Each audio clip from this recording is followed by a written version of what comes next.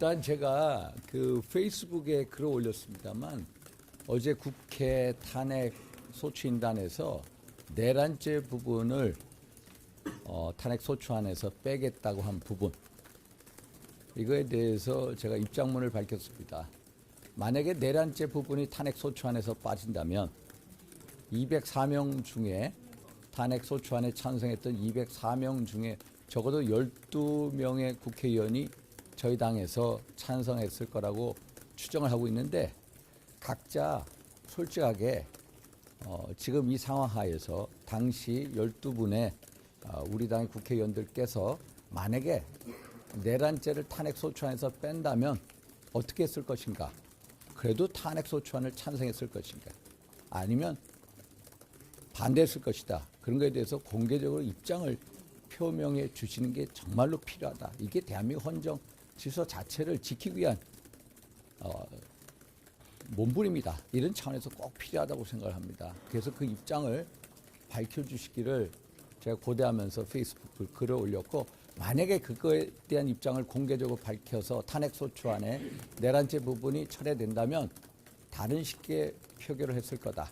탄핵안에 반대했을 거다라는 분이 적어도 5분을 넘긴다면 그것을 헌재 증거로 우리가 제시를 하고, 그리고 탄핵소추안 표결을 다시 국회에서 재의결해야 된다라는 게 저의 입장입니다. 그래서 그것을 꼭 우리 기사에 반영시켜 주시기 바랍니다. 헌재 증거로 제출하겠다. 그리고 국회에서 탄핵소추안 의결을 다시 하자. 2가지 주요 말씀을 드립니다. 또 빨리 제가 해서. 어제 관서에서 대통령 만나셨다고? 네, 만났고요. 네? 아니, 제가 여러 가지 말씀을 드렸습니다. 사실 대통령이나 저나 국회, 기본적으로 대통령이나 변호인들이나 저나 공수처의 영장 청구에 대해서 이것은 명백히 불법, 원천적인 무효의 영장 청구다. 그래서 발부도 영장 청구이기 때문에 그래서 불응을 하는 거다. 그게 대한민국의 헌법과 법치주의를 지키는 것이다. 라는 입장을 가지고 있다라는 말씀을 드립니다. 그런 면에 있어서 대통령 그 측이 어제 불응을 한 것이다. 그래서 어제 경호처하고 공수처하고 일촉즉발의 상황까지 이뤘습니다만은 여러 사람들의 노력에 의해서 일단은 서로 대화가 잘 되고 1차적으로 공수처가 물러났습니다. 그래서 대통령이나 변호인이나 저나 이것은 내란죄 수사권이 없는 공수처가 영장을 청구한 것 자체가 명백한 불법이고 원천무효다. 그런 입장에서 불응을 했다. 이런 말씀을 드립니다.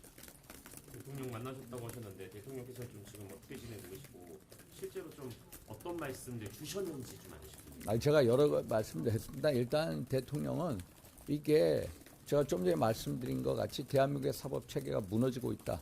이런 거에 대해서 대단히 심각한 위기로 받아들이고 있습니다. 제가 지금 광화문 집회 나가서 또 연설할 예정인데, 지금 대한민국 체제 수호의 어떤 대한민국 체제가 붕괴되고 있다. 그런 징조가 입법부나 사법부나 행정부나 소위 말해서 이런 징조가 여러 군데서 나타나고 있고, 대통령께서는 어제 공수처의 영장 청구 등 일련의 과정을 대한민국의 사법체계가 무너지고 있다, 붕괴되고 있다라는 그 사실에 주목하고 있다라는 말씀을 드립니다. 저도 그런 차원에서 광화문 집회 나가는데 이것을 어느 좌파 진영에 나팔수하는 언론에서는 무슨 극우다. 저는요, 중도를 지향했던 사람입니다. 그러나 저한테는 진짜 중요한 것은 대한민국 체제를 지키는 겁니다. 대한민국 자유민주주의를 수호하는 겁니다. 그런 열정으로 제가 나가서 말씀을 드리고 있다. 이런 말씀을 드립니다. 그래서 제가 오늘 대한민국을 붕괴시키는 3대 검은 카르텔이 있다. 그 카르텔이 무엇인지 제가 애국 시민분들에게 말씀을 드리고자 광화문에 나가는 겁니다. 됐죠? 관저에 있던 대통령께서 있을 수 없는 일이다, 사법체계가 무너지는 일이다라고 말했다는 얘기가 맞는데? 네? 그러니까 같은 맥락입니다. 세상에 솔직히 한번 보십시오. 공수처는 헌법상 기관도 아닙니다. 한마디로 공수처에 관한 법률에 의해서 탄생된 기관이 공수처입니다. 공수처가 수사할 수 있는 범위는 대단히 엄격히 제한되어 있습니다. 직무유기, 직권남용, 뇌물수수 등등입니다. 내란죄에 대한 수사 권한 자체가 없습니다. 수사한 권한이 없는 기관인 공수처가 영장을 발부를 했습니다. 이거 자체가 명백한 불법이고 원천 무효라는 겁니다. 거기서 어떻게 또 영장 전담 판사를 쇼핑하지 않습니까? 공수처법 31조에 의하면은 공수처의 제1심 관할 법원은 서울중앙지법에 지금까지 민간인에 대한 구속영장이 6차례 청구가 됐습니다. 다 공수처의 영장 청구는 다 서울중앙지법으로 갔습니다. 문상호 정보사령관에 대해서는 딱 한 사람 군사법원으로 갔습니다. 김영현 전 국방부 장관에 대한 영장 청구도 중앙지법으로 갔습니다.